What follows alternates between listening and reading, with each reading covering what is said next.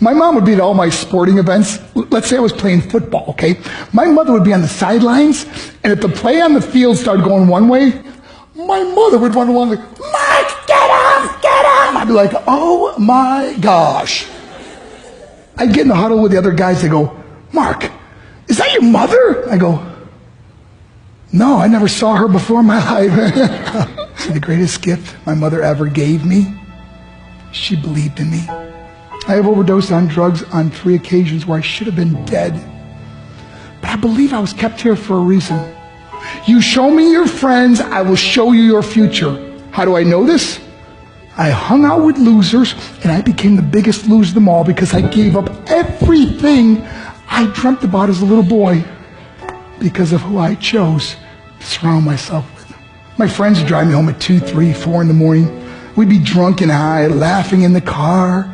We'd pull up in front of my house in New York. They go, Mark, the light's on. I go, oh man, my mother's up. See, my mom wouldn't go to bed until she knew her son was still alive. I'd walk in, she'd say, hi Mark, how was your night? I go, it was good, Mom, I'm just gonna go to bed. She goes, can I talk to you for a minute? I go, Mom, I'm tired, I'm just gonna go to bed. She goes, Mark, I haven't seen you all day and all night. Can I please talk to you? I said, man, just leave me alone. You bug me. I'd slam my bedroom door on the one person who believed in me. I was on a worldwide tour and we were wrestling overseas in Japan. After my wrestling match, I went upstairs in my hotel room and I fell asleep. There was a knock at my door at 3 o'clock in the morning.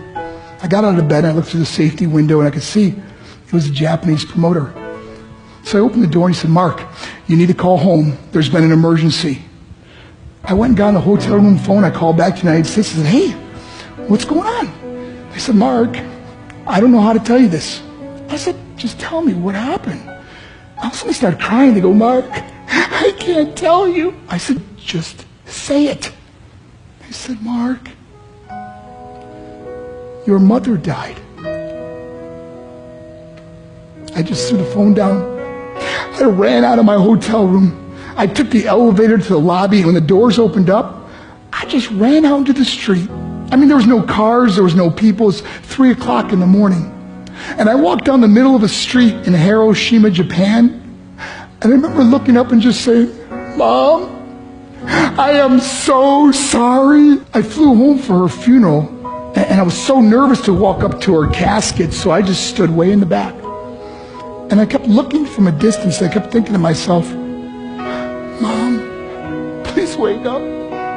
Please get up. And then I finally got the nerve to walk up to her. And as I got closer, I could see my mom for the first time. I mean, she was so beautiful.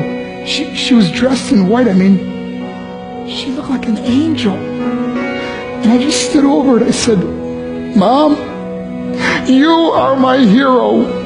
Everything I am, everything I hope to be was because of you. You loved me so much. You gave me a life. You're the only one that ever believed in me. How did I repay her? By getting drunk, by getting high, by getting stupid, by hanging out with losers? For what? All she ever wanted to do was talk to me. I wish I could talk to you now, Mom. I wish you could see what I'm doing. Why couldn't I have been a better son?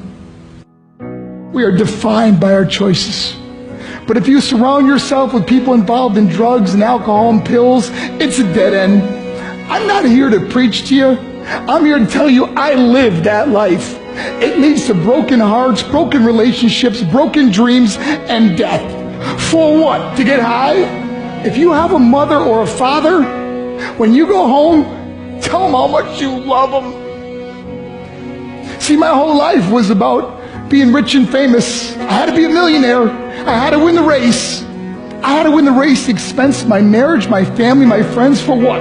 To be all alone in the world? I learned what is truly important, and that is how precious this gift of life is, and our families, and how quickly it can be taken away.